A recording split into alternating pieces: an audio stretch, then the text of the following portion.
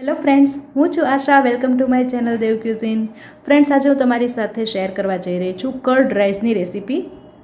ગરમીમાં ઠંડક આપે તેવી south Indian dish curd rice બનાવવામાં ખૂબ જ ઇઝી છે. ડાયટ પ્લાનમાં પણ તમે તેને સામેલ કરી શકો છો. આ એક 1 પોટ મીલ છે. તો ચાલો ફ્રેન્ડ્સ, કર્ડ રાઈસ બનાવવાની શરૂઆત કરીએ. તો અત્યારે મેં 1.5 કપ જેટલા બનાવેલા એટલે કે રાંધેલા ભાત લીધેલા છે. તમે વધેલા ભાતમાંથી પણ આ ડિશ બનાવી શકો છો. હવે એક પેનમાં આપણે 2 ચમચી જેટલું તેલ ગરમ કરી લઈએ. તેલ થોડું ગરમ થાય એટલે તેમાં આપણે સૌથી પહેલાં 5 થી 6 કાજુના ટુકડા તળી લઈશું અને સાઈડમાં કાઢી લઈએ. એ જ રીતે 1 ચમચી જેટલા સિંગદાણા તળી અને એક પ્લેટમાં કાઢી લઈશું.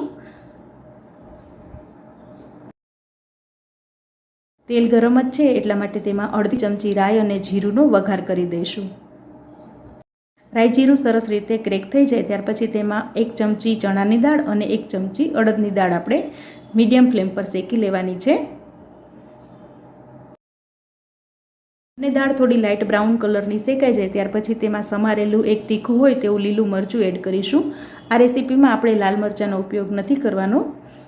સાથે જ એક ઝીણી સમારેલી ડુંગળી પણ આપણે તેમાં સાંતળી લઈએ.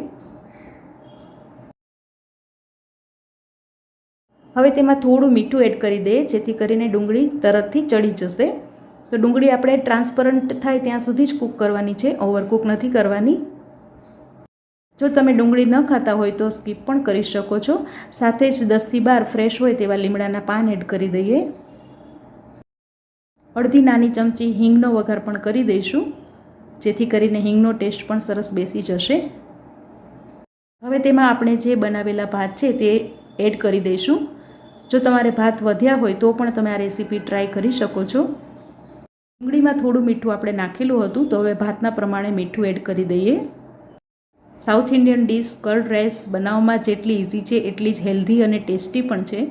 તો જો તમે ક્યારેય આ ડિશ ટ્રાય ન કરી હોય તો ચોક્કસથી ટ્રાય કરજો. તમને ખૂબ જ પસંદ આવશે અને તમારા ફ્રેન્ડ સાથે પણ શેર કરજો.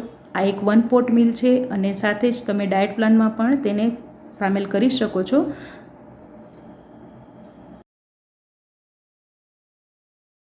હવે આપણે તેમાં થોડું ખાટું ન હોય તેવું અડધો કપ દહીં હું એડ કરી રહી છું. તમને ખાટું દહીં ભાવતું હોય તો એ પણ તમે એડ કરી શકો છો. હવે ગેસની ફ્લેમ સ્લો રાખી અને બધું મિક્સ કરી લઈએ.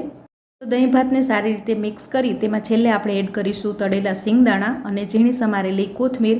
ત્યાર પછી ફરીથી સારી રીતે બધું જ મિક્સ કરી લેવાનું છે.